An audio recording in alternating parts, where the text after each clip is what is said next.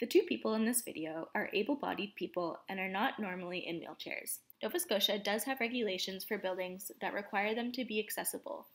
However, there's no mention of how they will hold these places accountable or measure accessibility. The only suggestion they make is that they are leading by example.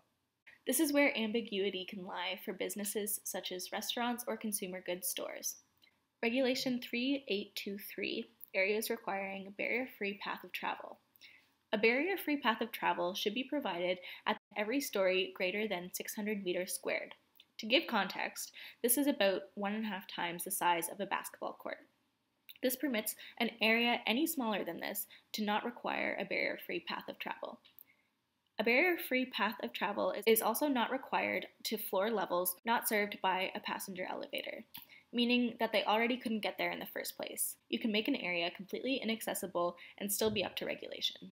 Bathroom stalls are required to be self-closing, which again was not seen in any bathroom stalls evaluated. There is no mention of regulations for changing rooms in clothing stores, which led to difficulties in trying to close almost any stall door encountered. Buildings are required to have space under the sinks such that a wheelchair should fit under it for up to 200 millimeters from the front edge. This again was not seen, as in some areas there was no space under the sink at all. Every curb varied in where it was located, how steep it was, and what lied beyond it. Instead of being in line with the crosswalk, the curb could be found on the corner between the two crosswalks. This proved to be very dangerous, as in order to enter or exit the curb, the user had to be in direct path of traffic on an incline. Those in wheelchairs are deprived in the areas that they can visit. We tried to go to some of our favorite restaurants and bars downtown, but they proved not to be accessible. The incline of hills made it so that certain streets could not be accessed by those in a manual wheelchair. When traveling with transit, there's no choice in where to sit. You are required to sit rear-facing the entire bus who is facing forward. Exploring downtown Halifax as a wheelchair user requires assistance. There's no ability to be completely autonomous. Almost any task required significantly more effort. Pushing yourself up the inclines was very physically taxing. Having to open and close doors required much more effort than usual. Why is this important? One of the major themes discovered through this analysis was that there are building regulations in place to allow for accessibility into these areas, but when it comes to environmental accessibility of sidewalks and walkways, there are none.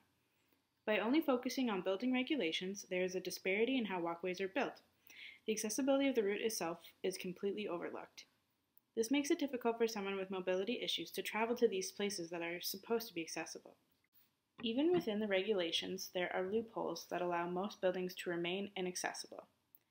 Overall, it leaves behind feelings of being a burden, not only on your friends, but also on society. This was specifically seen when having to stop the bus driver to just get onto the bus, or holding up traffic when crossing the road.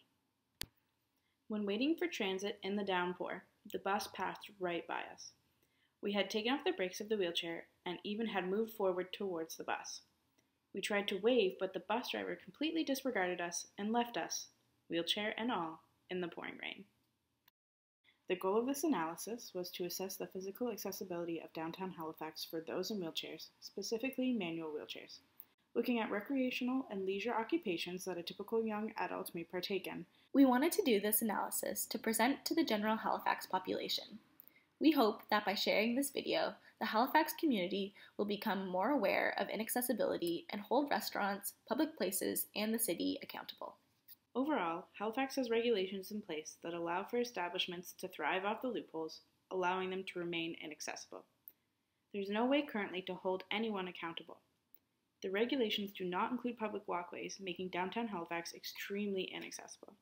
For a city that prides themselves in being accessible, the only accessible options are those that lead to inequities.